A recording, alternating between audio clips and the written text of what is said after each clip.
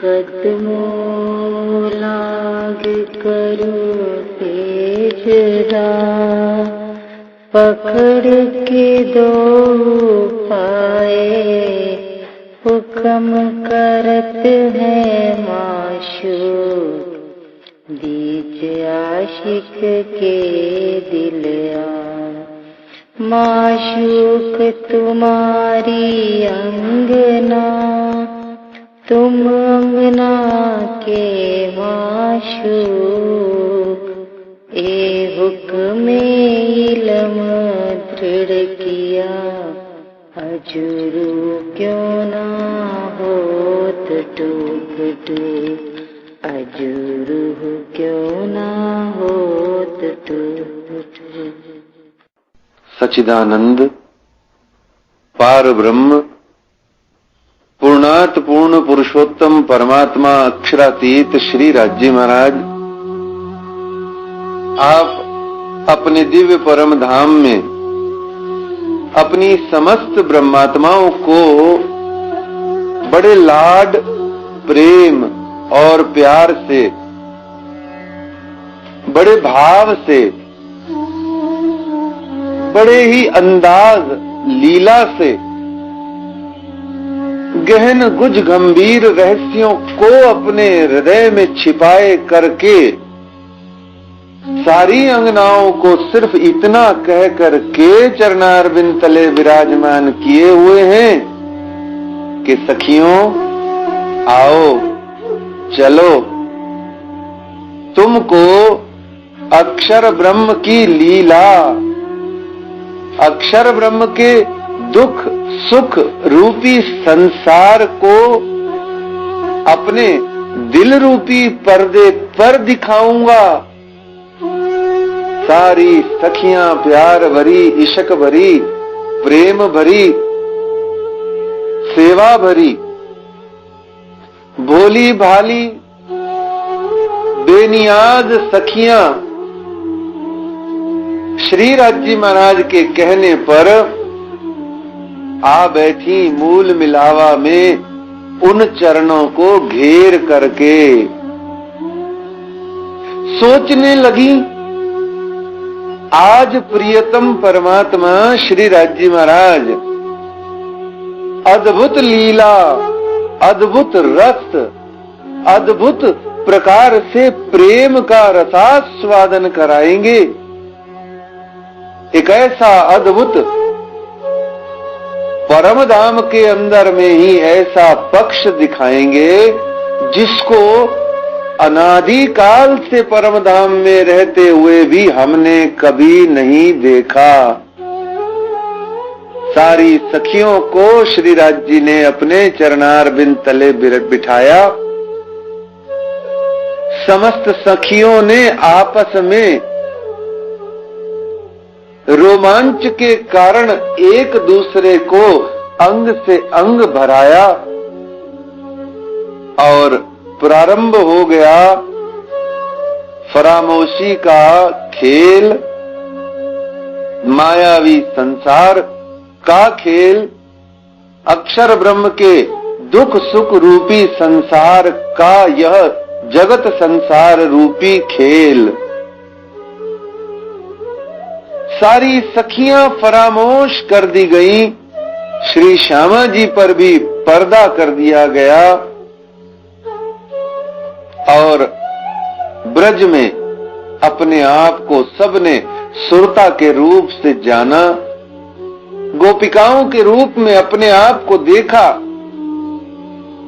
और सच्चिदानंद परमात्मा श्री राज्य महाराज को, जो एकदम गौर वर्ण के हैं, आज लीला में बड़े प्रेम और भाव से श्याम वर्ण के होकर के ब्रज के अंदर, गोकुल के अंदर में लीला कर रहे हैं। जिन गौर वर्ण स्वरूप श्री राज्य महाराज को सखियां दिव्य परम धाम में देख देख करके अघाती नहीं थी, उन्हीं श्री राज्य महाराज को आज गोकुल में श्याम वर्ण बाल स्वरूप से देख करके भी आज सखियां अर्थात गोपिकाएं उनके बारंबार स्वरूप के दर्शन को ललचाती हैं, लालायित रहती हैं। वही सच्चिदानंद परमात्मा श्री कृष्ण पुनः समस्त सखियों के संग में किशोर स्वरूप होकर के दिव्य वृंदावन में रास रमण के लिए वेणु बजाते हैं, सभी सखियों को बुलाते हैं, सखियां आती हैं, रास रमण का सुख आनंद ब्रह्मानंद प्राप्त करती हैं। वहां पर भी श्री राज्य महाराज के मुखारविंद को, उनके अंगों को, उनके वस्त्र भूखनों को और उनकी अदाओं को और उनके द्वारा प्रदान किए जाने वाले ब्रह्मानंद तथा भजनानंद सुखों को पाती रहती हैं अनवरत। परम धाम में सुख पाती हैं, ब्रज में सुख पाती हैं, रास के अंदर में सुख पाती हैं। और अब यह तीसरा जो ब्रह्मांड बना कलयुग में, जागनी ब्रह्मांड, इसके अंतर्गत सभी सखियां श्री देवचंद्र जी महाराज को तारतम ज्ञान श्री तारतम वाणी से परमात्मा श्री कृष्ण जी के अखंड ब्रज रास के स्वरूप तथा लीलाओं के वर्णन को करते हुए उनके ही मुखारविंद को सदा बहार देखती रहती हैं। अब जागनी ब्रह्मांड में सखियां, कोई पुरुष हो गई, कोई स्त्री हो गई, भेद हो गया कई प्रकार का, परंतु चौथा स्वरूप ईसारू अल्लाह श्री श्यामा जी महारानी जी के भीतर में श्री राज्य, वो तो वही है जो रास ब्रह्मांड में परमात्मा श्री कृष्ण, ब्रज ब्रह्मांड में परमात्मा श्री कृष्ण और दिव्य परम धाम में गौर वर्ण परमात्मा श्री राज्य मूल स्वरूप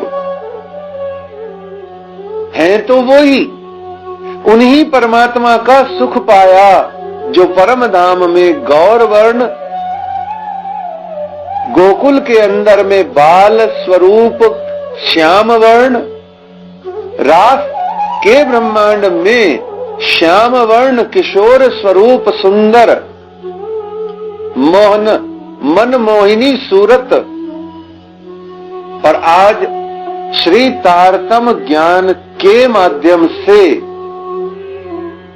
अपने ही सच्चिदानंद परमात्मा श्री कृष्ण श्री राज, इनका वर्णन सुख पुनः पुनः हमको रिपीट कराते हुए, पुनरावर्तन कराते हुए, याद दिलाते हुए, पुनः हमारे ही वृंदावन ब्रज और परम धाम की स्मृतियों को हमें ताजा करते हुए स्वयं अक्षरातीत परमात्मा श्री राज्य महाराज श्री श्यामा स्वरूप से श्री देवचंद्र जी महाराज के अंदर में विराजमान हैं। तो आज पुनः सखियां उनके चरणारविंद और उनके मुखारविंद को देख देख करके, निरख निरख के, निहार निहार के, उन्हीं परमात्मा के हृदय में जो प्रेम है उसको अब देवचंद्र जी महाराज के मुखारविंद से तारतम वाणी के रूप में, ज्ञान के रूप में प्राप्त कर रही हैं और इश्क प्रेम और सेवा से अभिभूतित हो रही है। वही स्वरूप अब श्री प्राणनाथ जी महाराज के रूप में पांचवें दिन की लीला में पांचवा स्वरूप प्रकट होते हैं और उन अक्षरातीत परमात्मा श्री प्राणनाथ जी महाराज को हजारों हजारों सखियां, गोपिकाएं, ब्रह्मात्माएं, परम धाम के सुंदर साथ तथा अनंत जीवात्माओं का सुखानंद बढ़ाने के लिए दर्शन प्राप्त करते हैं। सभी जन प्राणनाथ जी महाराज को सिर्फ देख करके, एक दर्शन मात्र करके उनका अपने जीवन को धन्य बनाते हैं। सारा बीतक का वृतांत हम सुने पढ़ें तो पाएंगे कि देखत ही उनको बड़ो जो पायो सुख। हर एक सुंदर साथ जीव जन जन सिर्फ श्री प्राणनाथ श्री जी साहेब जी के मुखारविंद का दर्शन करने मात्र से ही अनंत जन्मों के कोटि कोटि अपराधों का हरण करा बैठता है। खड़े पैर उसका संपूर्ण जीव का गुनाह शांत हो जाता है और वो वहीं मोक्ष मुक्ति को प्राप्त हो जाता है। तो ब्रह्मात्माओं ने तो श्री प्राणनाथ जी महाराज के चरणारविंद और मुखारविंद को इतना निरखना है कि देख देख उड़ावे अरवाहें करना है। तो उन प्राणनाथ जी महाराज के मुखारविंद से विस्तृत व्यापक रूप से जो श्री तारतम वाणी का प्रकटन है वह स्वयं अक्षरातीत परमात्मा के हृदय का प्रेम है, जो परमधाम में प्रकट होता था। सखियां रसास्वादन आनंदानुभूति प्राप्त करती थी और वही जो ब्रज में दर्शन की लीला से सुखानंद प्राप्त है, तो वहीं रास में रास की लीलाओं से ब्रह्मानंद और भजनानंद सुखानंद प्रेमानंद अति अति विस्तृत रूप से प्राप्त है। और वही श्री देवचंद्र जी महाराज के मुखारबिंद से तो आज वही सुखानंद प्रेम की अनंत धाराएं एक साथ अनंत लहरें प्रेम के सागर की श्री प्राणनाथ जी महाराज के मुखारबिंद से श्री तारतम वाणी के रूप में समस्त सुंदर साथ पांचवें स्वरूप साक्षात से प्राप्त करते हैं।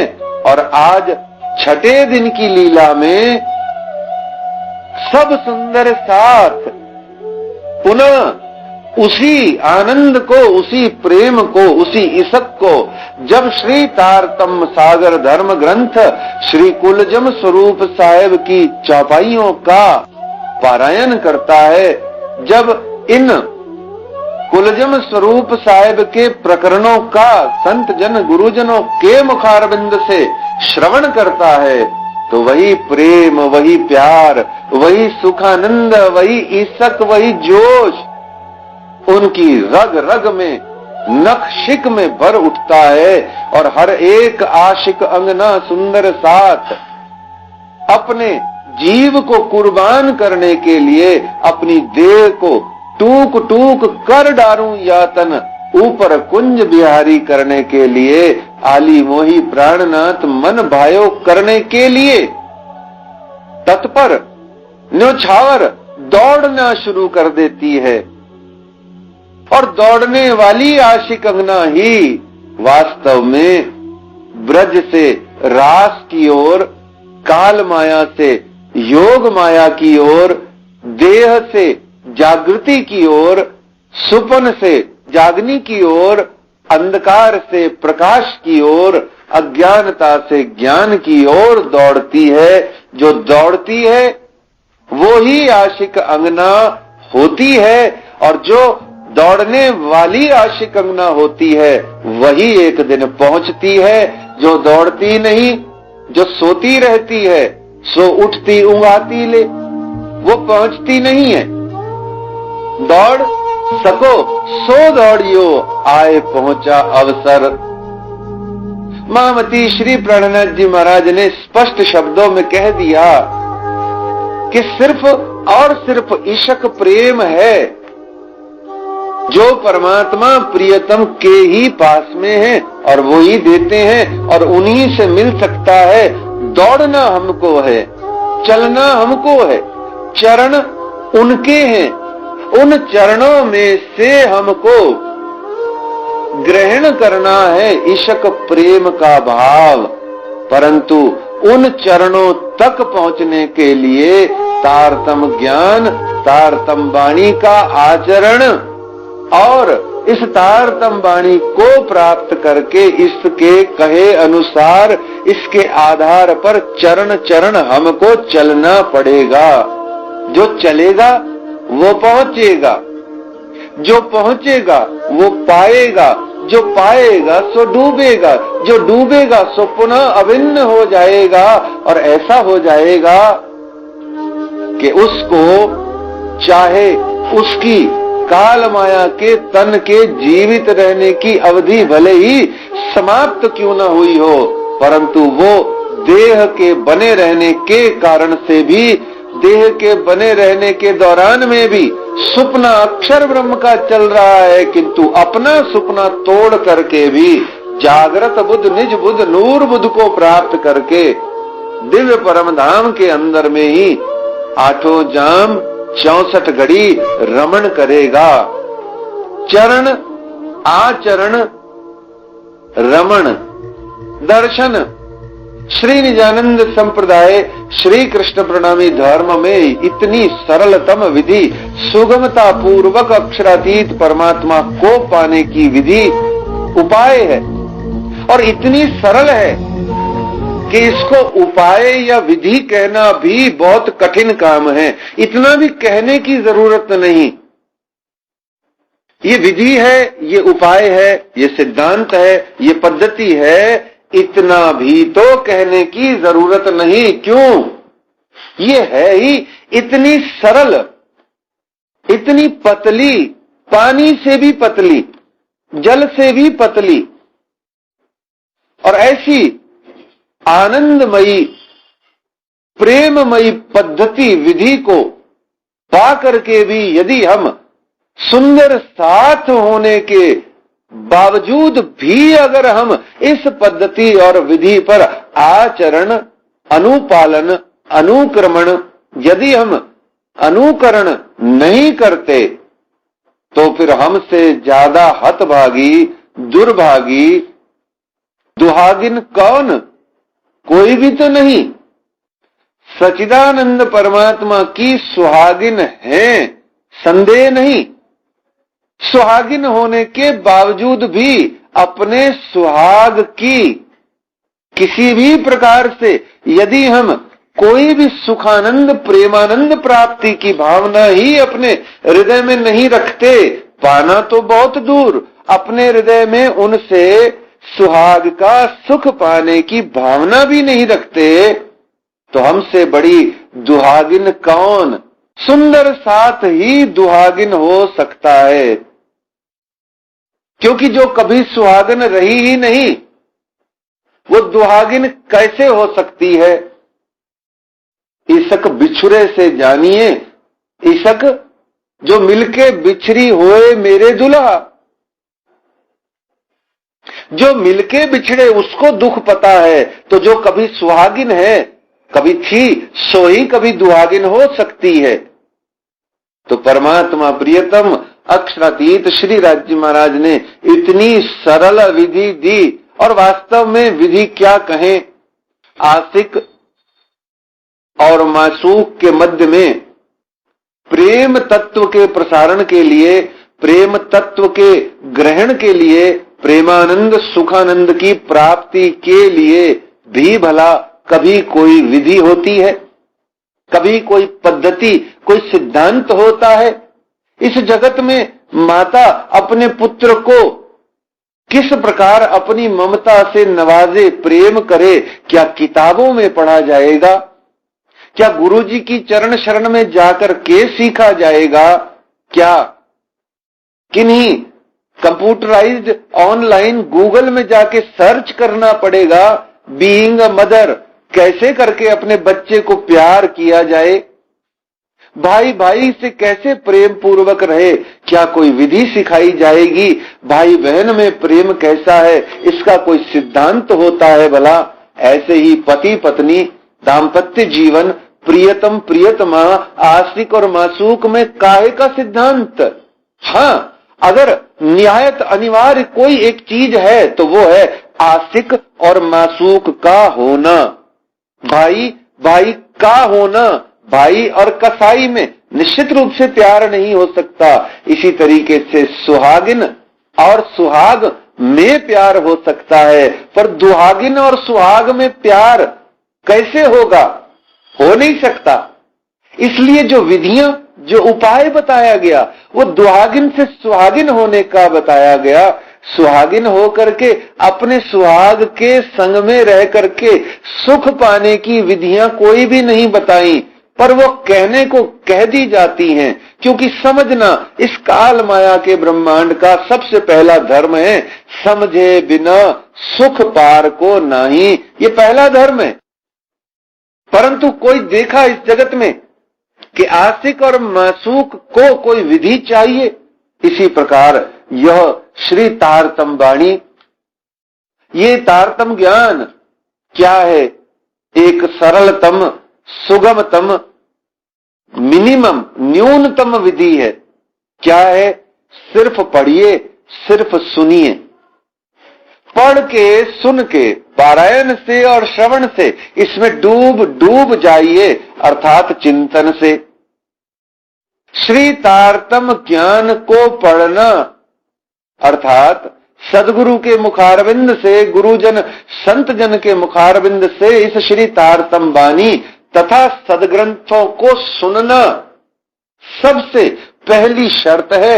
और इसी सुनना के संग में पढ़ना, पठन, पाठन, पारायण, ये पहली शर्त है। और यही पहली शर्त ही आखिरी शर्त है। और पहली बात मानने वाला ही आखिरी बात को मानता है, और जो आखिरी बात तक मानता रहता है वही निश्चित रूप से सुखानंद प्राप्त करता है। शेष जिन्होंने पहली बात मान करके भी अपनी बात बीच में लगा दी तो उसका तो परिणाम हो जाता है, उसको तो प्रणाम करनी पड़ेगी चलते रास्ते। क्यों? क्योंकि सदगुरु ने वचन कहे, मैंने सुने और अपने सिर न लिए, माने नहीं, अपना सिर बीच में लगा दिया तो क्या हुआ? आखिरी बात तक मैं नहीं पहुंच पाया। और जब मैं आखिरी बात तक नहीं पहुंच पाया तो निश्चित जानो और सब कुछ मैंने हो सकता है पाया, परंतु परमात्मा प्रियतम का पाया मैंने नहीं पाया। प्रियतम का पाया मुझे नहीं मिलेगा। क्यों? क्योंकि बीच में मैंने अपनी बात लगा दी।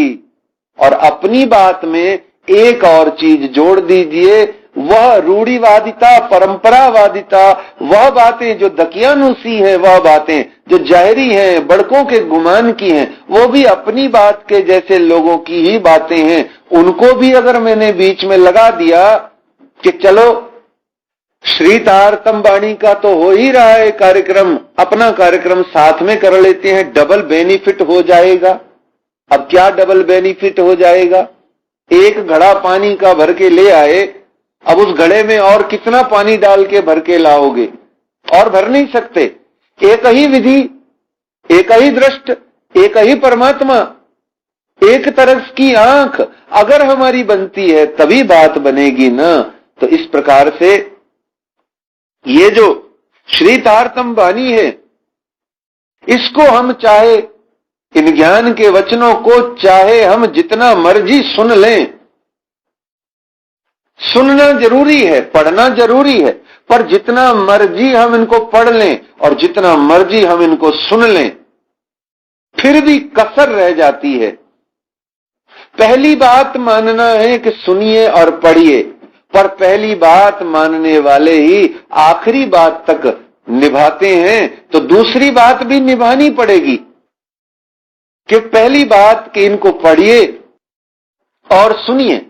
परंतु जितना मर्जी पढ़ लीजिए और जितना मर्जी सुन लीजिए, जब तक इन सुने पढ़े हुए वचनों में से रस, प्रेम पिघल पिघल कर इश्क प्रेम के रूप में हमारे हृदयों में नहीं आ जाता, तब तक सदग्रंथों का ज्ञान, तारतम वाणी, तारतम ज्ञान और सदगुरु के वचन भी हमारे हृदय में आ के क्या करेंगे?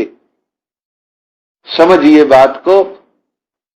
चट्टानों का पहाड़ है, पर्वत है पत्थर का, वह बहुत ऊंचा है, घनघोर काली काली मदमस्त घटाएं उसके ऊपर में छाती हैं और बड़े प्रेम से मोटी मोटी वर्षा की भारी भारी बहुत सारी ढेर ढेर बूंदें उस पर गिरती हैं, पर्वतों पर, चट्टानों पर, और बह जाती हैं।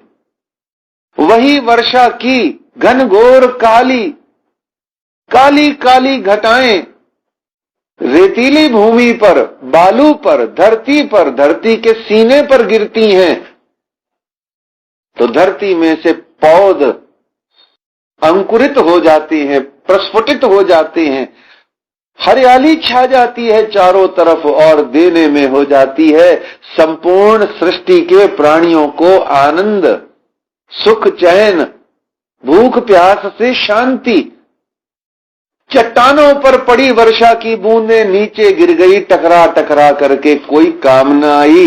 धरा पर, तरसती हुई धरा पर, सूखी शुष्क धरा पर एक दो बूंद कभी गिरती हुई देखिए। सूखे 2-3 दिन से प्यासे गमलों को पानी एक साथ डब्बे से मत पिलाइए, आधा घूंट पिलाइए और विचार करके देखिए कि वो मैं ही हूं मट्टी गमले की। एक घूंट पानी का उसमें डालिए, कितना तरसती हुई वो माटी है, पानी के एक घूंट को ऐसे पी जाती है कि पता ही नहीं कभी पानी उसमें पड़ा भी हो या नहीं। डब्बा भर के डाल दीजिए गमले में पानी, तो बुलबुले फूटेंगे और वो बुलबुले धरा के सीने से निकलते हैं, गमले की माटी से, और कहते हैं हे पानी पिलाने वाले गुरु, तेरा धन्यवाद, तूने मुझको भर दिया अक्षरातीत के प्रेम से। चट्टानों पर पड़ी, लुढ़क गया पानी, धरा के सीने पर गिरा, जम गया पानी और प्रतिफल में दे गया हरियाली, सुख, चैन।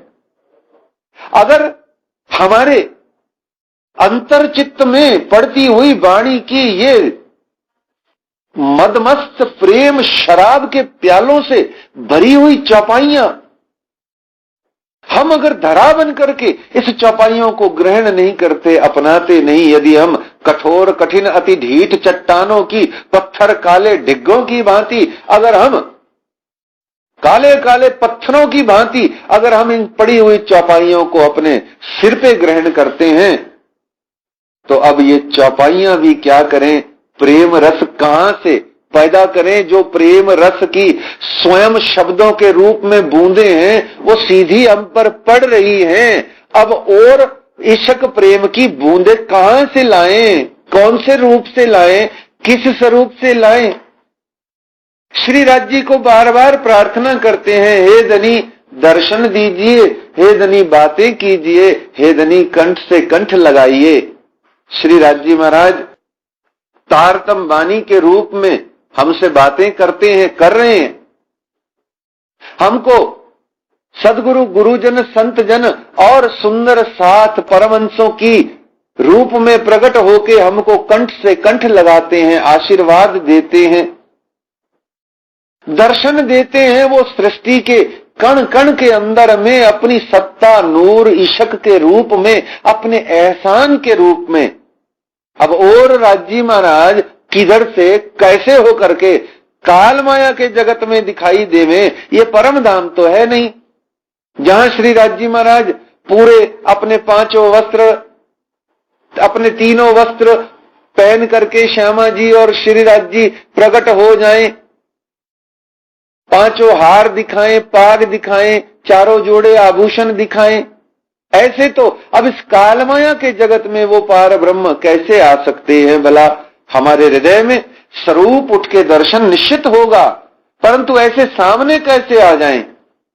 आए बैठे हैं, हम देखना नहीं चाहते, हम पाना नहीं चाहते, हम उन प्रेम इश्क की रस भरी, प्रेम भरी, सुखानंद भरी इश्क की बूंदों को अपने चट्टानी दिल में, अपने चट्टानी हृदय में, बुद्धि में उसको प्रविष्ट नहीं होने देना चाहते। तो इसमें अब शब्द का दोष क्या है, वचन का गुनाह क्या है, सदगुरु की वाणी में कौन सी कमी है, श्री तारतम वाणी और श्री तारतम ज्ञान में किस बात का अभाव बचा।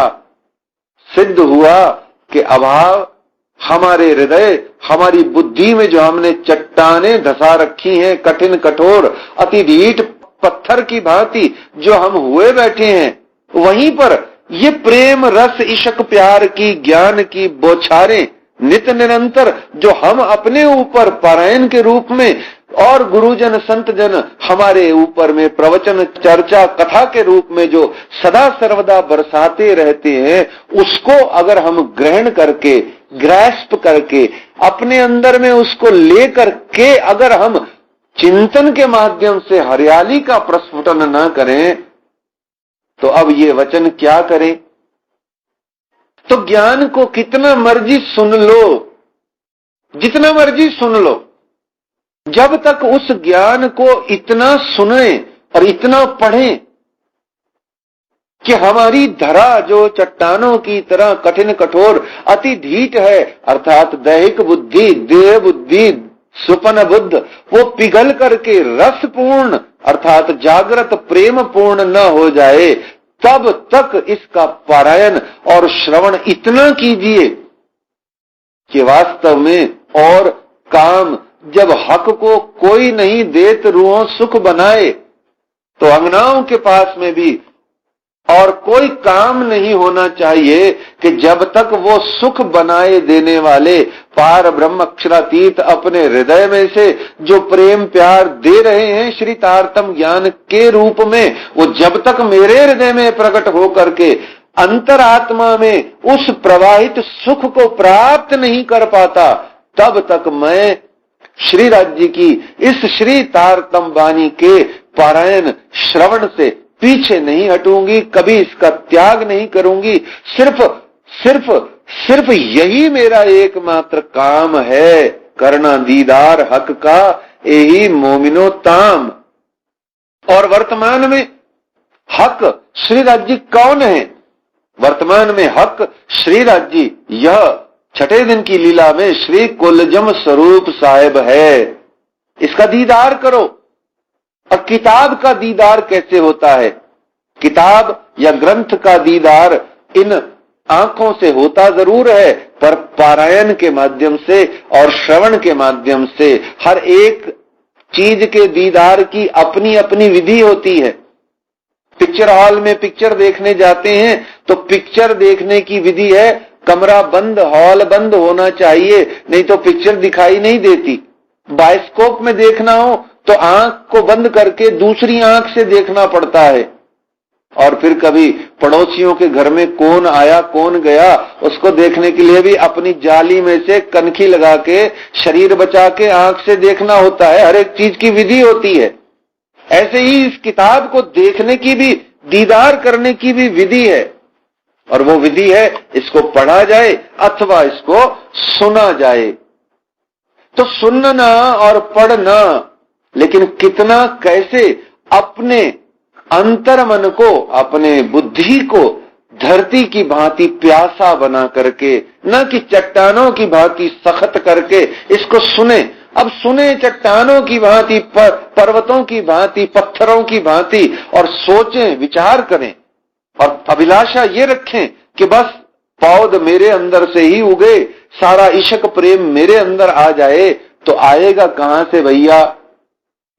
ये जो प्रेम इश्क है, ये जो तारतम वाणी की चौपाइयों के रूप में आ रहा है, आप स्वयं पारायण के माध्यम से रोज रोज ला रहे हैं। अब वो ला तो रहे हैं आप, या दे रहे हैं सदगुरु गुरुजन, पर वो जा नहीं रहा अंदर में पहुंच करके मिठास प्रेम प्यार की फसल को पैदा नहीं कर रहा।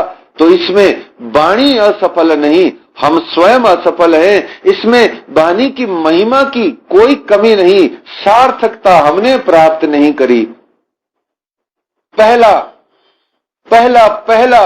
सबसे पहला भाव कि मैं ही श्री राज्य महाराज के प्रेम भक्ति भाव ईमान समर्पण कुर्बानी में सबसे नीचे हूं, सबसे पीछे हूं, सबसे कमजोर हूं और मुझ जैसा गुनहगार पापी देह बुद्धि से ग्रसित इस संसार जगत में ढूंढो तो आज तक न भूतो न भविष्यति, न कभी हुआ न कभी है न कभी होगा, ऐसा भाव हृदय में रख करके इस श्री तारतम वाणी की पहली चौपाई बांचने वाले को ही अक्षरातीत परमात्मा प्रियतम की सौंधी सौंधी सीलन भरी सुगंध आ जाती है।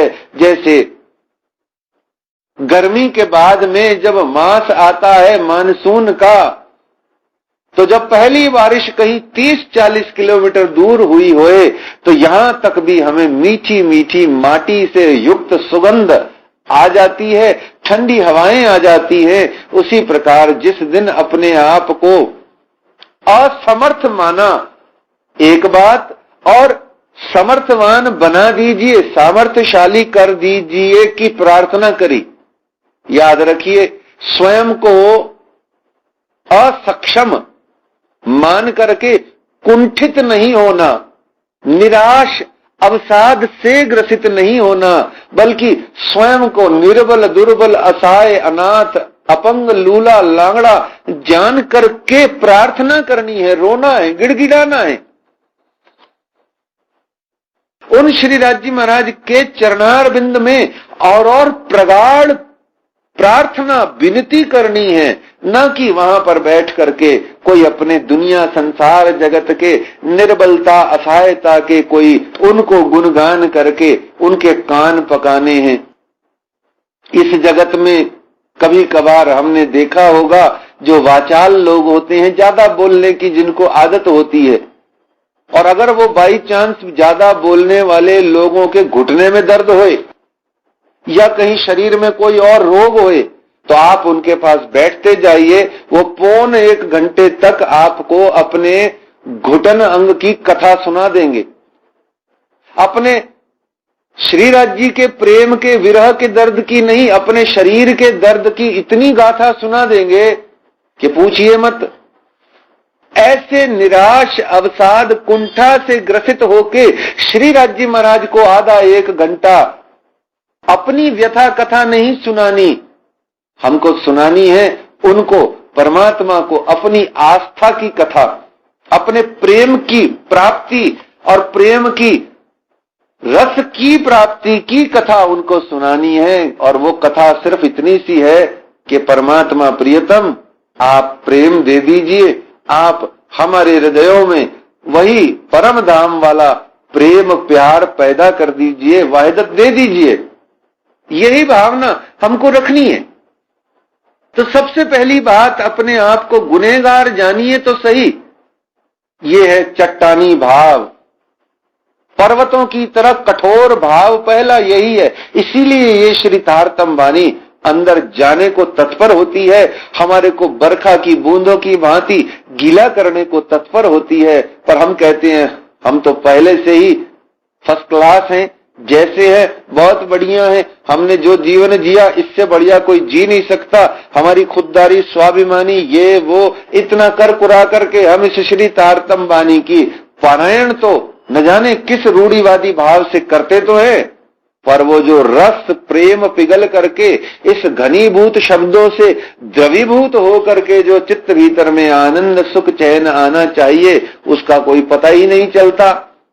तो पहला भाव कि मैं असमर्थ, लूला लांगड़ा असहाय, गरीब मोमिन बकरी जेता बल, गरीबी शुक्र मेरे अंदर में है, और अब मैं परमात्मा प्रियतम से परम धाम का आत्म धन के साथ में आत्म बल मांगती हूं। देंगे परमात्मा हिम्मत, लिखा है श्रृंगार ग्रंथ में, अब जो हिम्मत हक दे वही, वो देंगे हिम्मत मिलने के लिए, अपने आप से मिलाने के लिए स्वयं परमात्मा प्रियतम हिम्मत देते हैं, बल देते हैं, धन देते हैं, सारी शक्तियां परमधाम की नियामतें देते हैं। पर चैन रखिए, थोड़ा सा परमात्मा प्रियतम को, उनकी चौपाइयों को, उनके प्रेम की इन रस की बूंदों को शब्दों के रूप में हमारे हृदय पे जब ये पढ़ें तो इनको पढ़ने दीजिए, और इनको पढ़ने वाली चौपाइयां रूपी रस बूंदों को अपने अंदर में ग्रहण करने दीजिए। और ग्रहण करने के लिए आपको अपने चट्टानी हृदय, चट्टानी बुद्धि को हटा करके, निर्मूल करके, कोमल कोमल बालू रेतीली भूमि की तरह अपने दिल को, अपने दिमाग को, अपने हृदय को, अपनी बुद्धि को बनाना है। इतना भर काम करना है। और देखिए, पहली चौपाई, ये जो रस बूंद है, ये जो बरखा की बूंद है, ये जो प्रेम इसक का शब्दों के रूप में रूपांतरण होकर के जो हम पर पड़ेगा, तो फिर महामती श्री प्राणनाथ जी महाराज को कहने की जरूरत नहीं पड़ेगी कि प्रेम बाण तो ऐसे लगत हैं, अंग हो जात टूक टूक। और फिर उनको ये भी कहना नहीं पड़ेगा, कहा भयो जो मुक्ते कयो, जब लग चोट न निकसी फूट। चट्टान पे बूंद गिरे, चोट लगती है चट्टान को, बेचारी बूंद ही कुछ सकपका जाती है। धरा पर मोटी सी एक बढ़िया सी बूंद गिरे, क्या होता है? धरा पर, धरती पर छेद हो जाता है, खड्डा बन जाता है। प्रेम बाण कहा भयो जो मुक्ते कयो, जब लग चोट न निकसी फूट। अपना हृदय यदि बालू भूमि की तरह, रेतीली भूमि की तरह नरम नरम होए, अब पढ़े परमात्मा प्रियतम की चौपाई वचन सदगुरु के, जागृत वचन सदगुरु के अब हम पर पढ़े, तो क्या होगा? पहले पहले आंखें नम हो जाएंगी, भीग जाएंगी, आंखों से आंसुओं की धाराएं बहेंगी। उसके बाद में कमरा बंद करके जी चाहेगा फूट फूट के रोऊं कि मैंने अपना जीवन नरक कर लिया। मेरे धाम धनी अक्षरातीत इतना प्रेम प्यार दिए जा रहे हैं, दिए जा रहे हैं। मेरे लिए श्री राज जी 5 बार आ गए, सदगुरु रूप से विराजमान है, तारतम बानी के रूप में विराजमान है, श्री गुम्मट जी मंदिर में साक्षात नित्य विराजमान है। अनेक अनेक संत जनों, गुरुजनों के रूप में वो यहाँ पर श्री राज श्यामा जी विराजमान है। और मैं क्या कर रही हूं? मैं आत्मा परम धाम की होकर के भी मैं क्या कर रही हूं? वही आहार निद्रा भय कामना, वही काम क्रोध लोभ मोह ईर्ष्या विद्वेष हिंसा अत्याचार दुराचार मेरे से हो क्या रहा है? परमात्मा ने मुझे यहाँ खेल देखने भेजा, भेज करके मुझको बल दिया, तारतम ज्ञान दिया, आत्म धन दिया, मुझको इतना समर्थ कर दिया कि मैं इस जगत संसार को सुख शीतलता से और ज्ञान से और परम धाम के प्रेम से भर दूं। मैंने अपने हृदय को ही आज तक नहीं भरा, तो जब मेरा हृदय, मेरा खजाना ही जब खाली होगा तो मैं बांटूंगी, देऊंगी, प्रसारित क्या करूंगी? अकेले कमरे में फूट फूट के रोने को मन करता है। किनका? जो अपने आप को, अपने हृदय की धरती को, अपने धरातल को जो नरम नरम वृंदावन परम धाम की भांति नूर इसकमयी बना लेते हैं। परम धाम की धरती कैसी है? कोमल है, सुगंध भरी है, सम है, समानता है। हमारे दिल की धरती कैसी है? तीनों गुण से उल्टी है। न कोमलता हमारे हृदय में है। हमारे हृदय में क्या है? उपेक्षा। हमारे हृदय में क्या है? हिंसा। हमारे हृदय में क्या है? बिगाड़।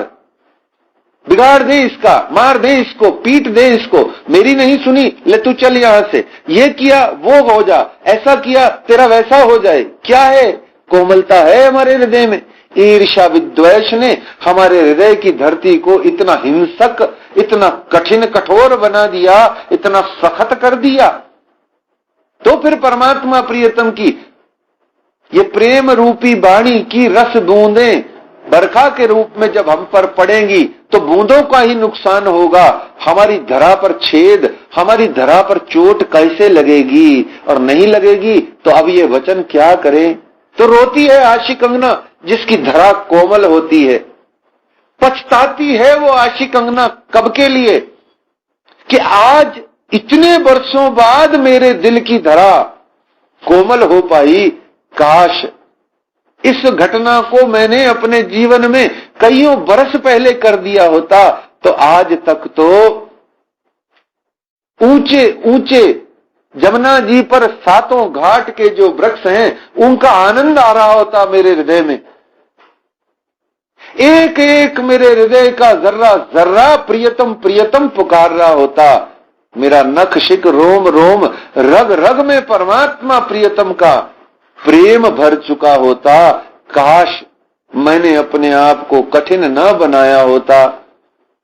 तो ज्ञान को जितना मर्जी अपना लो, ज्ञान पहले शब्द से लेकर के, पहली बात से लेकर के आखिरी बात तक सिर्फ इश्क प्रेम प्यार ही देता है। हम उसको कब लेते हैं, ग्रहण करते हैं, कब वैसा चलते हैं, कब वैसे हो पाते हैं, ये व्यक्ति व्यक्ति पर, आत्मा आत्मा की साधना पर, हर एक के अपने अपने धरातल की कठोरता से पिघल करके निर्मलता कोमलता पर निर्भर करता है।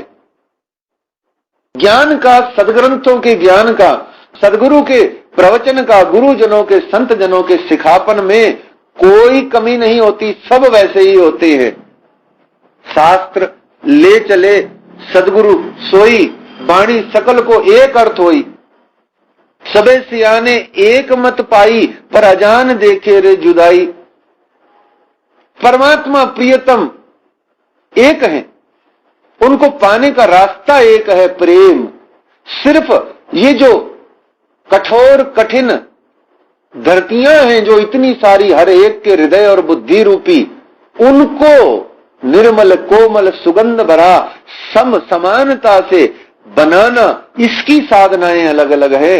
इसलिए विभिन्न प्रकार के संप्रदाय, धर्म और मत, वर्ण आदि बने हुए हैं। उसको अलग अलग देखने से हमारी दृष्टि में भेद पैदा होता है। तो ज्ञान से सिर्फ, और उसमें भी विशिष्ट रूप से श्रीतारतम ज्ञान से सिवाय इश्क प्रेम के कुछ और आता भी तो नहीं है। ज्ञान तो सदैव प्रेम बाण चोट घाव दे करके हमारी आत्म जागृति करता है। ये तारतम वाणी का पहला लक्षण है। इसको पढ़ने वाला प्रेम बाण खाता है, उसको प्रेम रूपी बाण लगते हैं। क्यों लगते हैं? ये है ही प्रेम के बाण। ये तारतम वाणी क्या है? प्रेम के बाण। पहले पहले चढ़िया जहर जिमी का उतारने वाला, फिर आत्म रोग लगाने वाला, फिर प्रेम के बाण छोड़ने वाला, फिर उसके बाद में शराब के मदमस्त प्याले पिलाने वाला, फूल शराब पिलाने वाला। ये तारतम वाणी क्या है? हर एक सुंदर साथ की अपनी अपनी अवस्था पर, अलग अलग भाव दशा पर ये हर प्रकार के भाव देती है। जब जिसको दैहिक बुद्धि, सुपन बुद्ध, दुनिया जगत संसार कुटुंब कबीला परिवार का नशा चढ़ा होए तो चढ़िया जहर जिमी का उतारना है, तारतम वाणी पढ़िए, उतर जाएगा। अब किसी को आत्म रोग लग गया कि आत्मा जागृत होए, परमात्मा के दर्शन होए, तो परमात्मा के स्वरूप शोभा श्रृंगार से ये सन्मुख कर देती है। आगे भी इसी प्रकार से कोई डूबे डूबा रहना चाहता है, डूब डूब के डूबा ही रहना चाहता है, गोते भी नहीं लगाना चाहता, अब डूब डूब के डूबना ही चाहता है, अभिन्न द्वैत स्वरूप होना चाहता है। तो ये वाणी क्या करती है? इतनी शराब पिलाती है, इतनी शराब पिलाती है, होश ही नहीं आता, आता ही नहीं है होश, मदहोश हो जाते हैं। पहले दिव्य परमधाम में बेनियाज थे, परमात्मा ने बेनियाजी थोड़ी सी ठीक करके फरामोशी दी, फरामोशी दे करके जगत संसार में भेजा तो हम बेहोश हो गए। बेहोशी से जब होश में आए तो तारतम वाणी ने हमें मदहोश कर दिया। पहले श्रीराज जी के हुक्म ने फरामोश कर दिया तो बेहोश हो गए, बेहोश हो गए तो होश में लाने के लिए श्री तारतम वाणी दे दी। अब ऐसी श्री तारतम वाणी दी कि होश में आने के बावजूद भी मदहोश हैं। ये श्री तारतम वाणी के चमत्कार है, अपने अपने कमाल हैं, ये अपनी अपनी आनंद की बातें हैं। परंतु यदि हम इस चोट प्रेम बाण घाव को ढीठ बन करके एक कान से सुन करके दूसरे कान से निकाल दें, या सुन सुन करके भी वक्ता को सिर्फ वक्ता समझ करके अवहेलित कर दे, तो इसमें वक्ता और वक्तव्य का दोष क्या है? कोई दोष नहीं है। वक्ता अपने वक्तव्य से अपने हमारे हृदयों को निर्मल कोमल बनाता है। वक्ता को अधिकांशतः लोग वक्ता समझ लेते हैं और ऐसा वक्ता समझने के कारण ही अपने जीवन को भी इसी प्रकार के भावों से भर लेते हैं। अर्थात श्री तारतम वाणी को सुन करके ऊपर से निकाल दिया, एक कान से सुन के दूसरे कान से निकाल लिया। लौकिक लाज मान प्रतिष्ठा के लिए तो धर्म को निभा लिया, परंतु परमात्मा प्रियतम के प्रेम को पाने के लिए धर्म के पथ पर एक पग भी यदि नहीं बढ़ाया तो ऐसे में श्री तारतम वाणी के पारायण श्रवण का कितना लाभ, स्वयं विचार करते चले। तो महामती श्री प्राणनाथ जी महाराज ने कह दिया, ए वचन ऐसे जागृत जगावत तत्खिन। अब जो न लीजे सिर अपने तो कहा करे वचन। ए वचन ऐसे जागृत जगावत तत्खिन, जो न लीजे सिर अपने तो कहा करे वचन। सदगुरु के वचनों की महिमा क्या कही जाए, कैसे गुणगान किया जाए सदगुरु महाराज के मुखारविंद से प्रकटित होने वाले श्री तारतम ज्ञान के सदवचनों का। अब जब निजानंद स्वामी सदगुरु धनी श्री देवचंद्र जी महाराज के मुखारविंद से श्री 5 नवतनपुरी धाम के अंदर में श्री खीजड़ा मंदिर के अंदर में खीजड़ा वृक्ष तले विराजमान, चाकले पर विराजमान श्री देवचंद्र जी महाराज के मुखारविंद से वचन प्रकट हो रहे हैं, हम सुन करके भी मरते क्यों नहीं, गलित गलतान क्यों नहीं हो जाते कि उनके मुखारविंद से अखंड ब्रिज, अखंड रास, दिव्य परम धाम के मूल मिलावे का वर्णन हो रहा है और वहीं पर दीवाल पर अथवा वहीं पर्दा सा बन जाता है और सारे सुंदर साथ को दर्शन हो रहा है। तो सदगुरु के मुखारबिंद से प्रकटित वचनों का वर्णन कैसे किया जाए, सो ही बात आज के वर्तमान में जितने भी परमहंस सदगुरु, गुरुजन, संत जन, महाराज, आचार्य हैं, उन सब का भी यही तो आलम है। वो भी तो सब तारतम वाणी के अथवा सदग्रंथों के ज्ञान के वचन ही तो हैं। तो उनकी महिमा का क्या कहा जाए, वर्णन कैसे किया जाए। सदगुरु के वचनों की महिमा को कहां कैसे वर्णन किया जाए और वहीं हमारी उपेक्षा और हमारी लापरवाही का भी वर्णन कैसे किया जाए। तफावत, तुलना बड़े प्यार से अपने आप को जैसे ही गुनहगार, कमजोर, सामर्थ्यहीन मानोगे कर लोगे।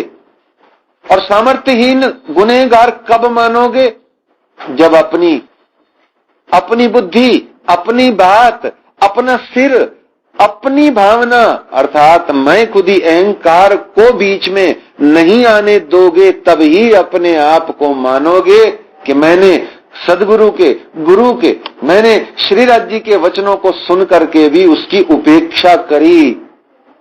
और फिर अपनी लापरवाही, अपनी उपेक्षा को सिर सरवान चढ़ा करके सोचोगे तो कहोगे कहा सदगुरु के वचनों की महिमा और कहा मेरी उपेक्षा की महिमा। मेरी अवहेलना, लापरवाही का क्या कहा जाए और सदगुरु की महिमा का क्या कहा जाए, दोनों ही ऊपर नीचे हैं बिल्कुल। मैं धरती हूं तो वो आकाश हैं और जितनी उनकी महिमा है उतनी ही हमारे दिल की कालिमा है। जितने वो महान हैं उतने ही हमारे अंदर में अज्ञान है।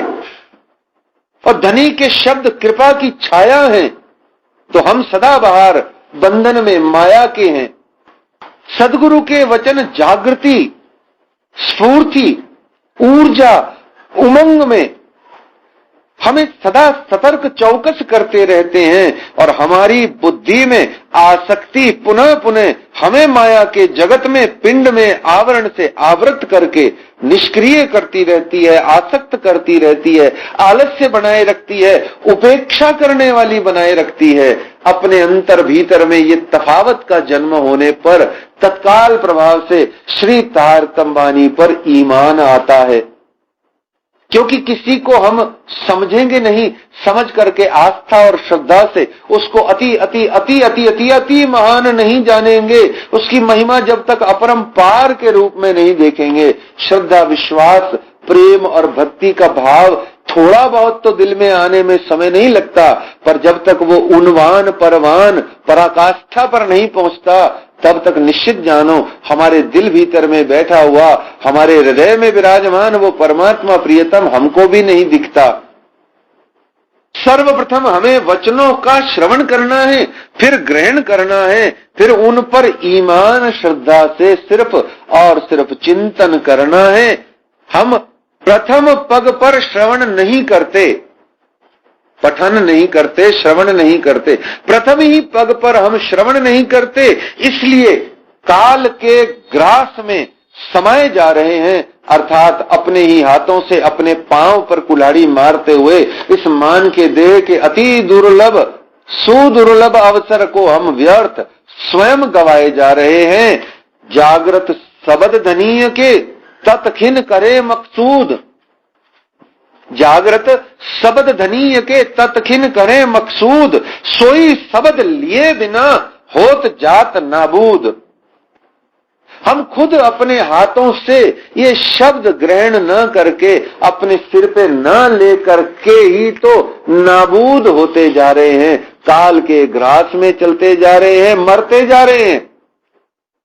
इन्हीं शब्दों से इशक प्रेम आएगा, इन्हीं तारतम ज्ञान की वाणी से निद्रा दूर होगी, इन्हीं शब्दों से आत्म जागृति हमारे दिल भीतर में आएगी, क्योंकि यह वाणी जागृति की और इश्क की वाणी है। ये ज्ञान इश्क का और आत्म जागृति का ज्ञान है, जो जगाने या इश्क उपजाने के लिए ही सिर्फ आई हो ऐसी तारतम वाणी, जिसका सिर्फ एकमात्र यही कार्य हो, यही स्वभाव हो, उसको भी अगर हम पढ़ें सुने नहीं और फिर कहें कि नींद नहीं उड़ रही, इश्क प्रेम दिल में नहीं आ रहा, बड़ा आश्चर्य है। ये कैसी क्लिष्ट वाणी है, ये कैसी विविध प्रकार की, कितनी कठिन प्रकार की विधि है।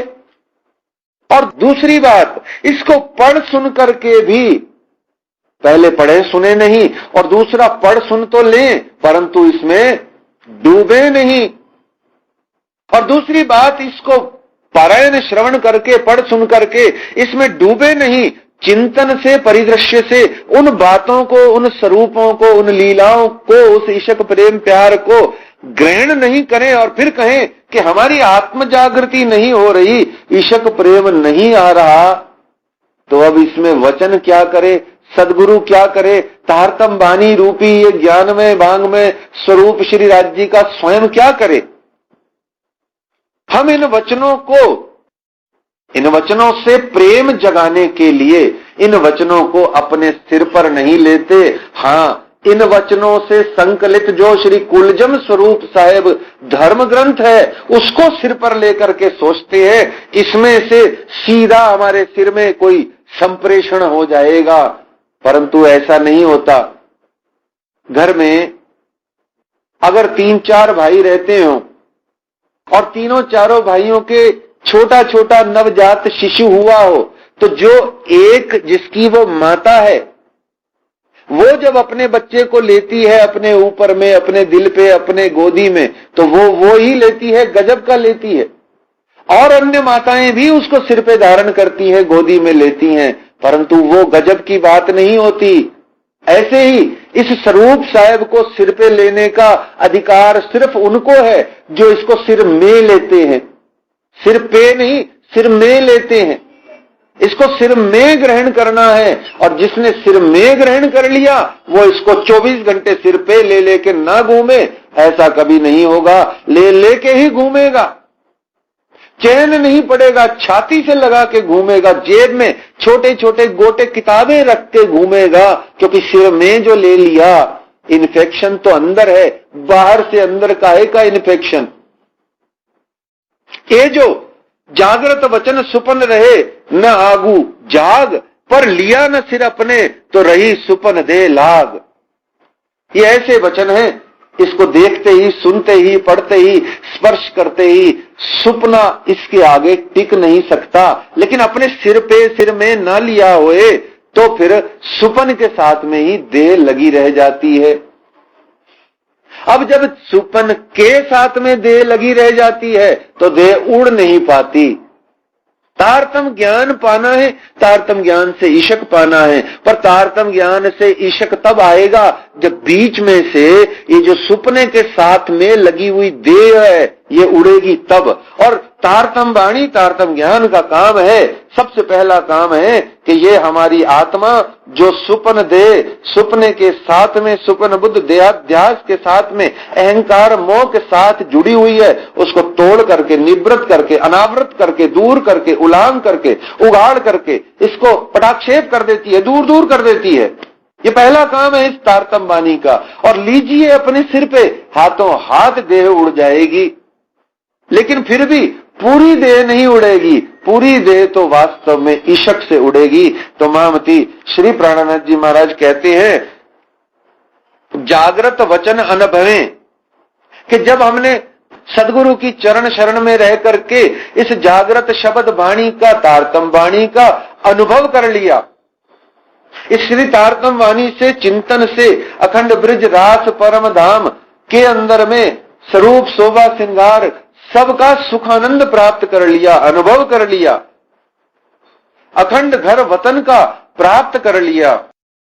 जागृत वचन अनुभवें अर्थात अनुभवें अर्थात अनुभव के बाद, जागृत वचनों से दिव्य परम धाम अखंड घर वतन का अनुभव करने के बाद, जागृत वचन अनुभवें अखंड घर वतन। फिर कहते हैं किंतु अचरज बड़ो होता है दे उड़त न झूठ सुपन। इतना सब कुछ श्री तारतम वाणी से हमने अनुभूति में ले लिया, प्रेम बाण लग गए, घाव पड़ गए, चट्टानों से अपने हृदय को हमने धरती बना लिया, पर्वतों से, कठिन कठोर अति ढीठ से अपनी बुद्धि को हमने सद्बुद्धि में, सदगुरु की चरण शरण में रह के रूपांतरित भी कर लिया। परंतु ये देह अभी भी सुपन के साथ में क्यों लगी हुई है, अभी भी क्यों बार बार देह बुद्धि का, जगत संसार का भाव क्यों आता है, अर्थात इसको दोबारा से समझा जाए तो ऐसा क्यों नहीं हो पाता कि मैं आत्म स्वरूप में स्थित होकर के परमात्मा प्रियतम के रस प्रेम प्यार लीला स्वरूप में ही निष्दिन आठों जाम 64 घड़ी हर पल क्यों नहीं डूबी रह जाती, बाहरी क्यों निकल के आती हूं, चाहे किसी और आत्मा को समझाने के लिए, चाहे जगत संसार का कल्याण करने के लिए, चाहे कुछ भी करने के लिए मैं बाहर आती क्यों हूं। जैसे महादेव है, जैसे श्री विष्णु जी हैं, जैसे श्री महादेव जी हैं, उस समाधि में जब बैठते थे तो युगों युगों तक का समय निकल जाता था। क्या हम अपने सच्चिदानंद पूर्णात्पूर्ण परमात्मा श्री राज्य महाराज के स्वरूप, उनके प्रेम, उनकी लीला, उनके धाम में 80 बरस लगातार डूबे नहीं रह सकते? देखिए हमारे बनाने वाले, हमारे जीवों को, हमारे शरीर को बनाने वाले त्रिगुण त्रिदेवा हैं, वो जब अपने पर विष्णु, अपने सच्चिदानंद परमात्मा के चिंतन में कल्पांतों तक, युगों युगों तक समाधिनस्थ रह सकते हैं, तो हम क्या उन सच्चिदानंद परमात्मा की ब्रह्म सृष्टियां, ब्रह्मांगनाएं होने के बावजूद 80-90 वर्ष की जिंदगी में सिर्फ उनके प्रेम प्यार में सुध आए बाद डूबे नहीं रह सकते? लौट के क्यों आती हैं? क्यों भूख लगती है, क्यों प्यास लगती है? हनुमान जी महाराज से पूछा कि भैया ये जो सीता माता की खोज में तुम जा रहे हो, तुमको भूख प्यास नहीं लगती, तुमको धूप नहीं लगती, लू नहीं लगती? बोले सबको लग रही है, तुमको क्यों नहीं लग रही है? बोले ये जो जितने वानर भाई चल रहे हैं ना, ये सब भूख प्यास से किस लिए पीड़ित हैं? क्योंकि ये खा के नहीं चले।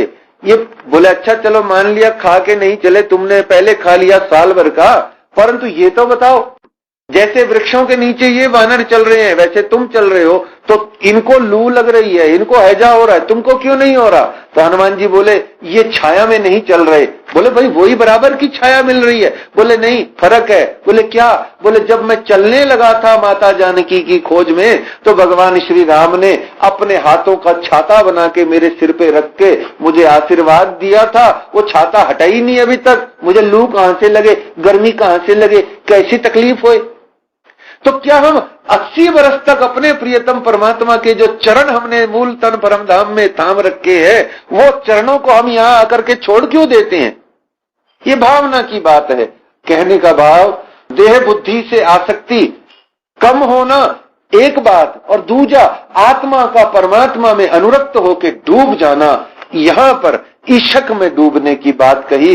देह उड़ने का अर्थ सिर्फ इतना होता है। देह उड़ने का अर्थ देह कसनी नहीं, कठिन कठोर साधनाएं नहीं। देह उड़ने का अर्थ अपने आप को पीट पाट करके कुछ अजीब सा बना लेना भी नहीं। देह उड़ने का अर्थ इतना कि ऐसी हालत हो जाए कि जीवता रहूं, चाहे मरता रहूं, चाहे भूख लगे, चाहे प्यास लगे, चाहे काम क्रोध कुछ भी आता फिरे, वो अपनी जगह आता रहे, पर मुझे सुध कहां। मैं तो आत्म स्वरूप होके अपने परमात्मा प्रियतम के अंदर में मग्न हूं और इशक प्रेम की लालसा लिए बैठा हूं। तो अब आत्म ने दृढ़ किया, दे उड़े ना बिना इशक।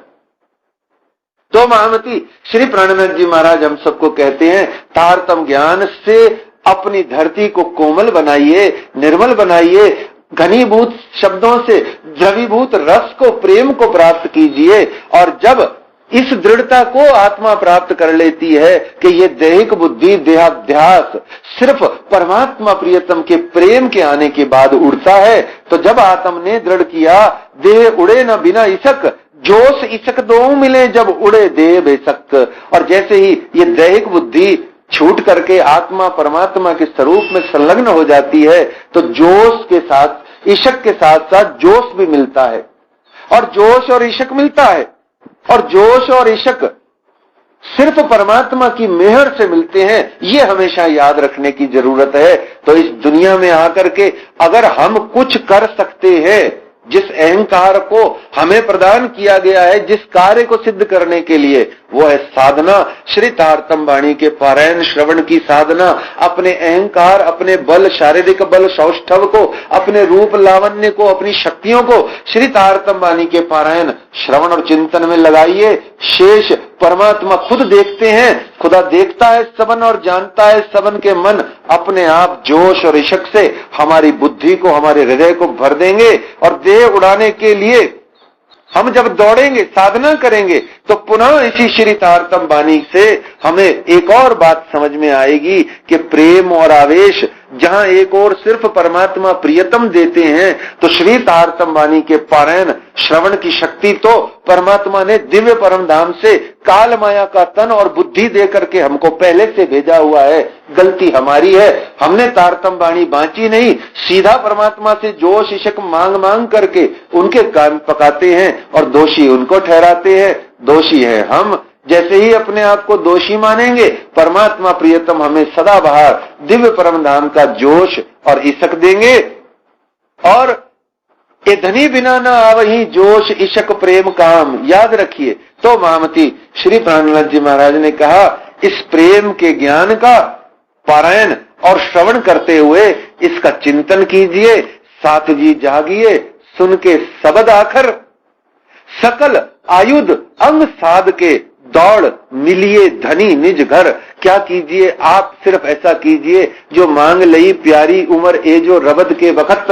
ये जो श्री राज जी ने हमको वृथा का निगमोरे पानी पदार्थ चार उत्तम मानको खंड भरत नो श्रेष्ठ कुली सिरधार रूपी, ये जो मनुष्य तन भारत वर्ष की धरती पर सदगुरु चरण शरण समेत हमको ब्रह्मशिष्ट के रूप में प्रदान किया है, इसके सकल आयुध अंग साध लीजिए, इसके सारे अंगों को साध लीजिए और साधना करिए श्री मुखवाणी श्री तारतम वाणी के पारायण श्रवण और चिंतन की। अपने सखत कठिन कठोर रूपी चट्टानों रूपी हृदय और बुद्धि को पिघाल करके एक शुष्क